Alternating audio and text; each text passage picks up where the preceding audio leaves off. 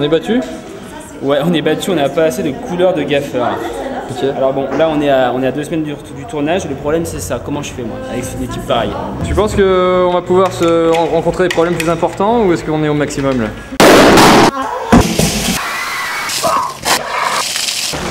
Oh non, là je pense que là c'est au maximum des problèmes là.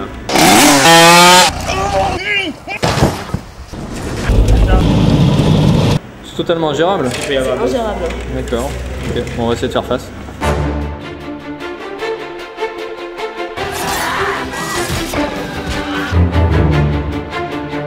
Le jour de la comète. 3 réalisateurs, 3 histoires, un long métrage à sketch. Nous avons un ours en peluche géant, un robot qui marche un peu moins bien, une équipe motivée et la moitié de l'Alsace derrière nous. En revanche, nous n'avons pas d'argent et pendant 3 semaines, nous allons tourner une bande démo, un tiers des séquences du film destinées à lever des fonds. Nous nous lançons dans une aventure colossale qui nous dépasse un peu, mais pour l'instant, au mois d'août 2007, on a juste une grosse envie de tourner. On savait qu'on partait avec un budget très limité, très réduit sur le jour de la comète, avec des moyens et des caméras qui étaient limités, et on ne voulait pas faiblir sur un domaine que l'on peut arriver à maîtriser avec un minimum d'intelligence et de jugeote, c'est la direction artistique. Mais avec un film qui se déroule dans les années 80, la tâche n'est pas simple. Nous confions le maquillage à Claire Arnoux, la coiffure à Amélie Salomon et le stylisme à Hélène Leclerc. Hélène, bravo! Toutes 3 sont pleines d'idées, mais notre folie des grandeurs nous amène bientôt à un constat récurrent sur ce film. Il y avait un mot d'ordre sur ce tournage, c'est qu'il fallait qu'il coûte le moins cher possible, car il n'y avait, une fois de plus, pas de budget et que c'était de l'autoproduction. Tous les figurants, s'il vous plaît. Action!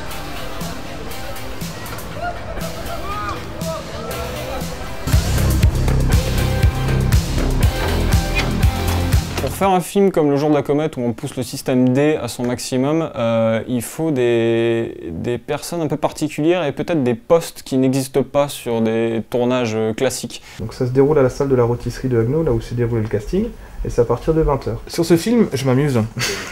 Je suis en train d'appeler tous les figurants pour leur donner l'heure et le lieu de rendez-vous pour faire des essais costumes. Et il passait sa journée à appeler pour avoir des trucs gratuits. Pour trouver des gens qui voulaient bien nous aider. Donc on se démerde, on essaie de trouver des choses. Je travaille dans la vente avant, donc il nous manquait de la peinture, on essaie de contacter un magasin qui est à côté. En Alsace, dès qu'on nous dit oui, c'est oui. Rapidement, les démarches spontanées d'Alex deviennent une véritable recherche de sponsors. Nous avons besoin de bois pour la déco, le Roi Merlin en donne. On manque de véhicules, Renault Grasseur fournit utilitaires et minibus. Il nous faut des boissons, Coca-Cola et Wattwiller répondent à l'appel. De la nourriture, Cora nous livre chaque jour une pleine palette. C'est bon Cora. Cora, c'est les meilleurs produits qu'on trouve en Alsace. La seule chose qu'Alex ne trouve pas, c'est de l'argent. Mais avec une 60aine d'entreprises qui viennent prêter main forte au projet, le coût de la régie et de la décoration chute en flèche. C'est juste un pilier de la production du Jour de la Comète, même s'il n'a absolument jamais fait ça de sa vie et qu'à la base il bossait dans un supermarché. Vous avez un cadre les gars? Il est où Guigui là? Guillaume!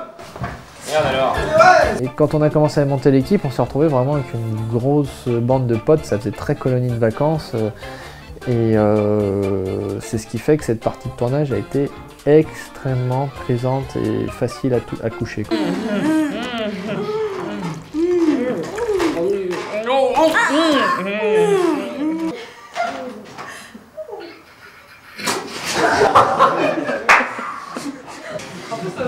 C'est très bien. La grande difficulté de ce tournage en Alsace, il ne pouvait qu'avoir lieu si on avait de quoi loger, de quoi nourrir nos équipes. Et avec des poids lourds, avec des allées et venues, avec un catering sur place matin, midi et soir. Avec Hervé, on a commencé à chercher différents endroits pour faire dormir les gens. On était même venu à les faire dormir à la caserne militaire dans un village d'à côté. Et puis, un jour, on passe à côté d'un hôtel, on voit à vendre dessus. Je fais, mais elle est là la solution, faut demander à avoir cet hôtel. On n'aurait jamais pu s'en sortir si on n'avait pas eu un coup de pouce de la mairie de Bichulaire, une ville voisine d'Haguenau. On a eu de la chance d'avoir cet hôtel qui a rouvert spécialement pour nous. Cet hôtel-là était situé quand même à mi-chemin de tous les décors. Que ce soit entre la Vonzenau, on avait une demi-heure de route, que ce soit dans un décor d'Haguenau, c'était parfait.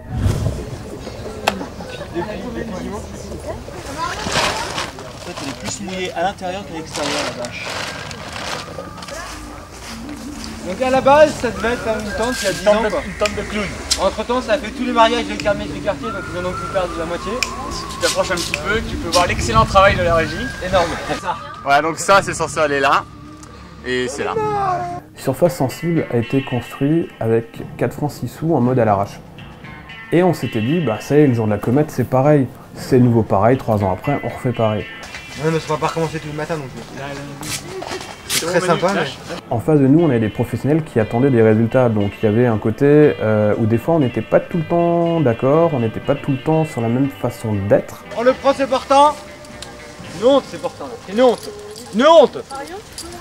Et bah c'est dans ces conditions. C'était bien comme ça d'avoir une équipe qui reprend tous les éléments qu'on a trouvés pour bien les calibrer, qui a l'esprit vissé sur le plan de travail, qui est là vraiment pour déblayer toute la merde qu'on a soulevée en fait. C'est quoi tes compétences, Laetitia? Conduire un tractopelle. Ah oui, d'accord. Grâce à Forge. Grâce à Forge. Grâce à Forge. Un vrai silence. Action. En 2007, on a énormément tourné dans le domaine du golf, le petit quartier américain de la Vanzano. Et en dehors d'un voisin très pénible, tout le monde était assez enthousiaste à l'idée du projet. Je crois que ce qui mettait du baume au cœur, c'est que les gens se souvenaient des années 80. Et il y a beaucoup de personnes qui ont voulu faire de la figuration dans le quartier, mais spontanément, même quand on n'en avait pas besoin.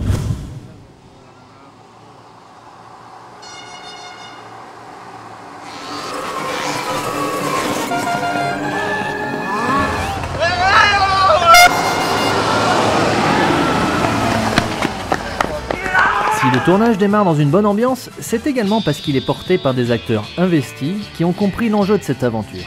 En revanche, il en est un qui ne se prête pas du tout au jeu, et c'est Murphy. Le robot a dû marcher 2 jours en fait. Quand on l'a reçu, c'était un événement. Je me souviens qu'on s'est beaucoup amusé, on l'a fait tourner dans tous les sens dans mon appartement. Mais le 3e jour, un moteur lâche. Impossible de réparer, d'autant que nous partons le lendemain même en Alsace pour débuter le tournage. Quand on arrive à Agno, le jouet club nous répare gentiment, ils nous remplacent les servomoteurs. Mais sauf qu'ils ont mis des moteurs trop rapides. Problème avec le robot? Non, là on l'a juste pour le coup, il n'y a pas de problème encore. Il marche très bien là. Il marche, mais maintenant qu'on lui a donné trop de patates, il peut décoller rapidement.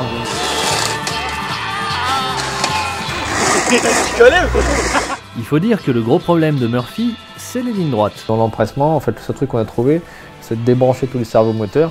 Et il le poussait à bout de bras. Et ensuite, on effaçait Christophe sur une double passe. D'ailleurs, la première fois où il l'a poussé, c'était une catastrophe vu qu'il s'est vautré avec le robot. Et cette espèce de robot qu'on manipulait avec comme ça beaucoup de précautions depuis 2-3 semaines. Les premières prises, Christophe se fout en l'air avec, mais il défonce la tronche. Tu sais, t'as la mâchoire, là il est tout plat. Quand il est tombé tout à l'heure, il a fait... Et les pets qu'il a sur son crâne sont pas volontaires, on les a laissés parce que c'était drôle. Spécial. Comment tu feras La mer, ils ont fait pareil, hein. C'est bon, on est sauvés.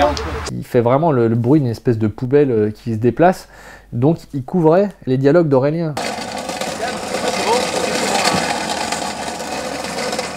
Donc on a dû post-synchroniser certains dialogues de Daryl à cause de ce putain de robot. L'avantage, c'est que j'ai pu enregistrer chaque son seul du robot, à savoir ses yeux, sa bouche, ses roulements, que j'ai pu ensuite mettre au montage son, mais à un niveau beaucoup plus faible. Tu fais quoi là, Julien?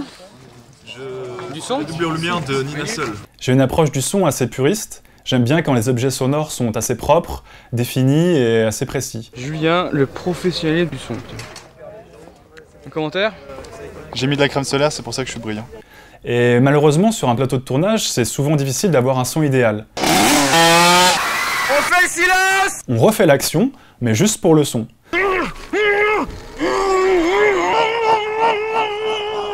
Mec, arrête! Ah, mais vous me faites mal! Cassez pas mes lunettes! Aïe! Et on va faire plus de mouvements sans voix du tout. Vous me faites mal! Aïe! On en profite pour réenregistrer des bruitages qui seront recalés par la suite au montage son.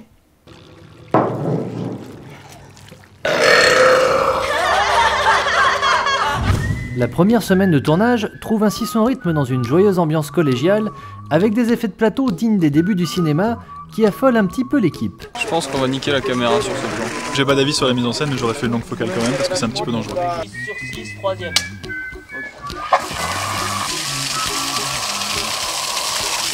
Elle part en douce, elle part déjà très large. Elle part en douce, c'est censé pulvériser des mecs qui sont à 10 mètres devant. Des effets qui serviront finalement de référence et seront bien souvent améliorés en numérique. Alors Manu, est-ce que vous avez pensé à glisser du verre pilé et des cailloux durs à l'intérieur? Évidemment, avec des petites lames de rasoir. Ça tourne. 10 sur 12, première.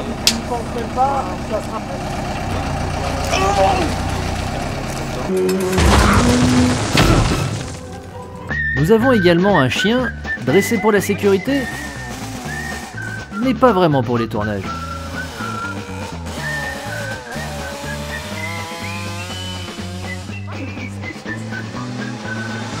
C'est le bordel intégral. Aurélien est allé s'entraîner avec ce gros chien, mais c'était difficile pour lui parce qu'il devait l'attirer avec une balle et le chien lui fonçait vraiment dessus. Alice. Calco. Ça a été très speed, beaucoup de plans à l'épaule, en même temps un steadicam bricolé en low mode pour faire un point de vue du chien qui avance. Ça va partir? Mais oui, un peu d'exocolorant et de dissolvant bêta. Amélia, fous-moi la paix. Crétin. 2 h du matin. 2 h du matin. 188 petites galettes de pommes de terre. Et on a encore fait le reste d'émincé jusqu'à 2 h du matin. Malgré les apparences, Hélène, Delphine, Véronique et Marc ne sont pas des professionnels du catering.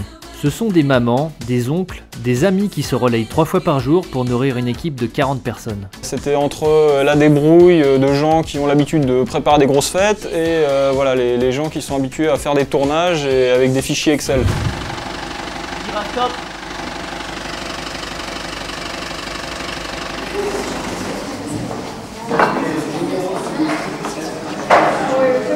Pour le plan qui va venir, là on va avoir besoin de tout le monde. Donc on va s'installer, on va y aller 5 par 5. En deuxième semaine de tournage, on change de réalisateur. Hervé réalise des séquences du premier segment, Barnet. Eux ils commencent à se regarder les uns les autres, vous allez faire pareil. Pourquoi? Parce que dans le couloir, on commence à entendre des cris, des hurlements. Alors vous écoutez tous le prof, on arrive tous dans sa direction, il est là, c'est le professeur Frappal, c'est la science. Il fallait concorder les visions de 3 réalisateurs différents. Donc Cédric n'a pas la même vision qu'Hervé et n'a pas la même vision que moi, donc à chaque fois c'est s'adapter à une méthodologie de travail différente. Et s'il en est un qui doit dompter les 3 réalisateurs, c'est bien Alexandre Marie, premier assistant réalisateur et vétéran de toutes les sessions de tournage du Jour de la Comète. Alors comment ça se passe Alex? C'est quoi le prochain plan? Et est-ce que ça se passe vite comme tu le voudrais? Alors pour l'instant ça se passe très bien, ça se passe très vite, mais je sais très bien qu'il va y avoir une merde qui fait que je vais être en retard, que ça va m'énerver un petit peu, mais ça va être très joli. Voilà. Le premier assistant, c'est tenir un plateau, c'est avoir de l'autorité. Allô, on fait le travelling normal, ça c'est votre 4 de fin, ça veut dire que vous arrêtez là sans bouger. Humainement, avoir un contact suffisamment proche des réalisateurs pour comprendre ce qu'ils veulent faire et transmettre aux autres départements leurs envies. Si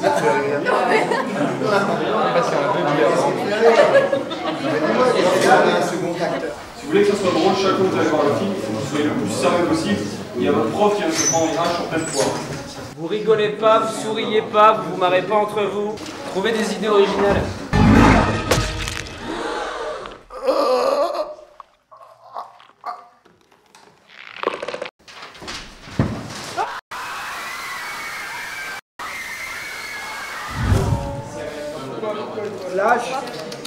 Aux côtés d'un professeur fractal déjanté, on retrouve notre deuxième créature qui, à notre grand soulagement, fonctionne bien mieux que le robot. Et rapidement, on a su que Barnet fonctionnait, que ça allait marcher, qu'on allait y croire. Quand Olivier Berriot nous a ramené le costume en Alsace, et que PJ l'a mis, et qui s'est baladé simplement au milieu de l'équipe. Pour Adrien, qui incarne Howard et dont c'est le premier rôle au cinéma, il faut apprendre à composer avec un ours en peluche de 2 mètres de haut qui ne voit absolument pas où il met les pattes. Allez-y, des 2 pieds. Allez-y. C'est qu'il y a un truc qui sort. Allez-y. C'est bon, c'est bon, c'est bon. Voilà, c'est... Qu'est-ce que je fais, dites-moi? Ayant à cœur de croiser les lieux de tournage des différentes histoires, nous retournons dans le quartier américain de Lavanzono. En 2007, Hervé doit y tourner toute une ribambelle de séquences. des morceaux dispersés de son scénario qui impliquent une florilège de curiosités. Nous avons par exemple recours pour un plan de coupe à une grue qui n'a rien à envier à un hélicoptère.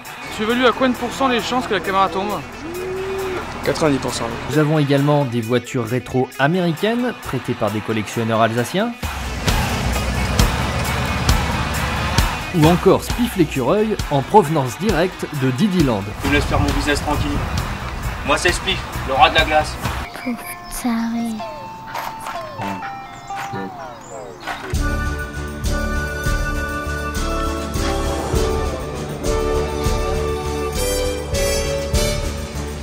Alors officiellement, le mec qui nous a fait les flocages est un fils de pute fini quoi. Parce qu'il a fait du travail de merde. La chambre d'Howard est le dernier décor alsacien. Entièrement construite en studio par les équipes de Jean-François Sturm, c'est un véritable musée des années 80, non sans rappeler la propre chambre d'enfant d'Hervé. Petit bébé, c'est ton Fredo. Regarde la petite mamie. Oh, petite oreille de lapin, petit lapinou. Oh, petit lapinou, t'as des autres plates. Ah! Ce décor dispose par ailleurs d'une particularité. C'était quelque chose d'assez fabuleux parce qu'on pouvait bouger tous les murs. Donc en fait, il faut savoir pour ta lumière, nous, on doit enlever ça et tout ça. Et ça a été essentiel parce que le coup que se prend sur la tronche Howard, en fait, a été réglé par Yves Girard qui nous l'a câblé et qui a rendu cette cascade, qui lui a donné beaucoup plus d'ampleur en fait. Régleur de cascade expérimenté, Yves Girard accepte de superviser les actions délicates du tournage et nous évitera ainsi, entre 2007 et 2009, d'envoyer plusieurs acteurs à l'hôpital.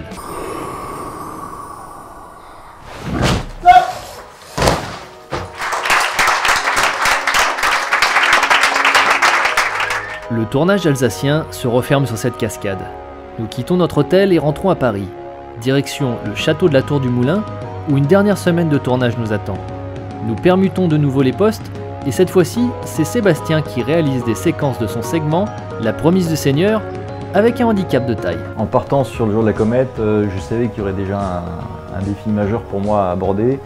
C'était la double casquette, donc je réalise un des segments, et puis je suis directeur photo sur l'ensemble du film. Je voulais pas qu'on change de directeur photo sur mon segment au moment où je réalise pour pas qu'il y ait de différence notable dans l'image et qu'on garde une espèce de continuité naturelle. Et comme la fatigue commence à se faire sentir au terme de ce marathon de tournage, nous occupons tous de plus en plus de postes. Le département le plus éclaté est probablement celui de la décoration, puisque nous n'avons pas de chef décorateur. Tout le monde met la main à la pâte pour meubler une cuisine désespérément vide ou pour créer un massif de roses très spécial. On ne pouvait pas sortir les rosiers des pots, il y avait encore les anses autour et il y avait les prix. Et il fallait masquer tout ça. Donc en fait, dans le magnifique massif de roses que l'on voit à l'écran, tu as les prix à chaque rosier encore qui est affiché, tu as encore le pot en plastoc qui est en tout et tout, parce qu'il fallait les rendre le lendemain chez Gainvert et que chaque pot allait nous coûter 15 € ou 19 €. Parce qu'il ne faut pas oublier qu'on a tourné ça au mois d'octobre et que c'est juste la fin des rosiers en fait. Je pense que la colonne vertébrale cède. Oui, nous faisons nos effets spéciaux nous-mêmes, tout à fait. Ce n'est pas la première fois, ce n'est pas la dernière, enfin si, ce sera peut-être la dernière d'ailleurs. C'est surtout parce qu'il y a de la cuisine à faire qu'on fait les effets spéciaux et que dès qu'il y a de la cuisine, Sébastien accepte de les faire. J'ai un grand cordon bleu. Donc tu mets quoi, du latex sur un poisson, Christophe? Oui, parce que c'est nettement meilleur.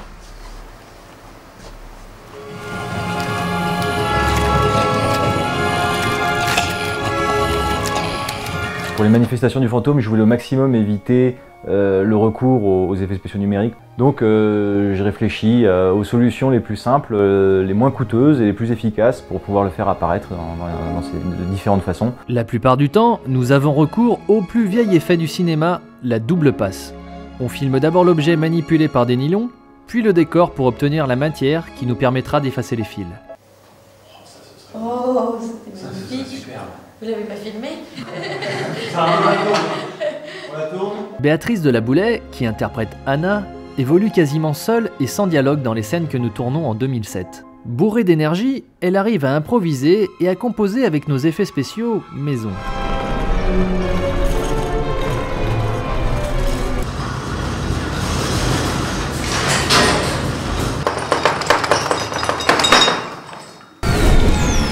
Top.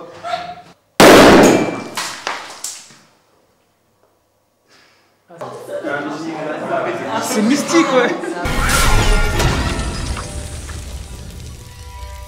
Pour retrouver un peu une ambiance années 80, on s'est vite rendu compte, on savait de toute façon qu'il ne suffit pas de lumière, hein, ce n'est pas que ça, c'est tout un ensemble, c'est le décor, ce sont les accessoires, les costumes, les maquillages, les coiffures.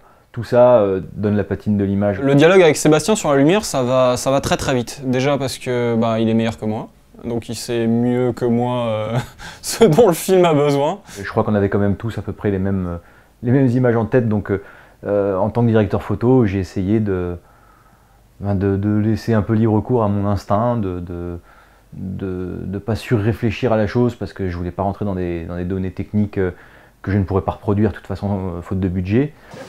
Dès qu'on allume, on coupe les néons pour voir ce que ça donne. Ça m'a vraiment sauvé d'avoir Edouard comme chef électro derrière moi parce que comme j'avais la double casquette, j'étais aussi directeur photo en plus d'être réalisateur. J'avais besoin de quelqu'un sur qui me reposer pour la lumière. Côté machinerie, en 2007, ce sont Manu Asena et Benjamin Fatras qui s'y collent et qui font des prouesses avec le peu de matériel qu'on leur alloue. Mais au final, ce sera plus d'une vingtaine de techniciens qui se relaieront pour assurer les différentes périodes de tournage. Les électros sont chapeautés par le collectif ADN et les machinaux par Cubi, fidèles de la première heure. Ça a été vraiment un roulement permanent d'équipe. Et ils sont toujours venus avec un enthousiasme assez incroyable. Et c'est ça un peu l'idée du jour de la comète de Forge, c'est d'imbriquer plusieurs groupes dynamiques, que ce soit ADN, que ce soit Cubi, que ce soit des associations alsaciennes. Toutes ces logiques-là se retrouvent dans le jour de la comète. Après une journée de tournage en compagnie d'un cheval de Georges Branche, puis de Stéphane Roux dans le rôle du très scénique Karl, nous terminons les prises de vue au château de Champlâtreux, qui est un lieu de tournage récurrent chez Forge. Cette fois-ci, nous avons jeté notre dévolu sur une toute petite pièce au sommet qui fera office de chambre pour Anna. Et on peut se brancher facilement ici J'en sais rien, il faut qu'on tire du câble. Ou on tire de la ligne de tout en bas. Au sous-sol. Ok. Grâce au soutien du propriétaire Élie Denouaille et d'Annie Gondras en charge du château, nous tournons ces séquences avec tout le confort nécessaire.